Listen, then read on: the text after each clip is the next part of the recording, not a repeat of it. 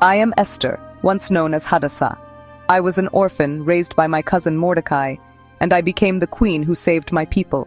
In the opulent halls of Susa, I lived a life of luxury, my true identity hidden behind silk veils and golden crowns. The perfumes of Arabia couldn't mask the scent of danger that lingered in the air. On King Xerxes, my husband, ruled over 127 provinces from India to Ethiopia. His power was absolute. Yet even in this golden cage, I felt the weight of my heritage, a secret I carried close to my heart. Mordecai, my guardian and cousin, served in the king's gate, ever watchful, ever protective. But the comfort of the palace couldn't shield me from the storm that was coming. Haman, the king's advisor, rose to power like a serpent coiling around the throne. His eyes, filled with hatred, fell upon my people, the Jews. With whispered lies and promised riches, Haman convinced the king to sign our death warrant. My people, scattered across the empire, lived in constant fear of persecution. Haman's decree spread like wildfire, threatening to consume us all. I knew then that I had been placed in the palace for such a time as this. The news reached me like a dagger to the heart. My people condemned to die. Mordecai's words echoed in my mind. Who knows but that you have come to your royal position for such a time as this? Fear gripped my heart. To approach the king uninvited meant certain death, unless I called for a fast. For 3 days and nights we prayed, our voices rising to heaven. On the third day I stood before the mirror, no longer seeing a queen, but a daughter of Israel. I knew what I had to do.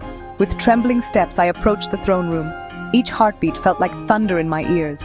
The guards' spears crossed before me, their eyes wide with shock at my daring. The king's eyes met mine, and time stood still. Would his golden scepter extend towards me, or would this be my last moment? As the scepter lowered, relief washed over me. But this was just the beginning. I invited the king and Haman to a banquet, once, twice. The air was thick with unspoken tension and anticipation. The tension grew with each passing hour. At the second banquet, I revealed my identity and Haman's wicked plan. The king's fury was like a tempest unleashed. Haman's world crumbled before him as the truth of his actions came to light. Haman, the would-be destroyer of my people, fell before me, begging for mercy. But it was too late. The gallows he had built for Mordecai became his own demise. Justice had been served, but the threat to my people remained. Mordecai rose to power, second only to the king, his wisdom and loyalty rewarded at last. The once humble Jew now stood as a pillar of the Persian Empire. In that moment, I saw God's hand at work. My people were saved, and I understood the power of faith and courage. Together, Mordecai and I worked to secure the safety and prosperity of our people within the vast Persian Empire. From an orphan to a queen, from hiding to standing tall. This is my story, a tale of courage, faith, and the unexpected ways in which we are called to serve.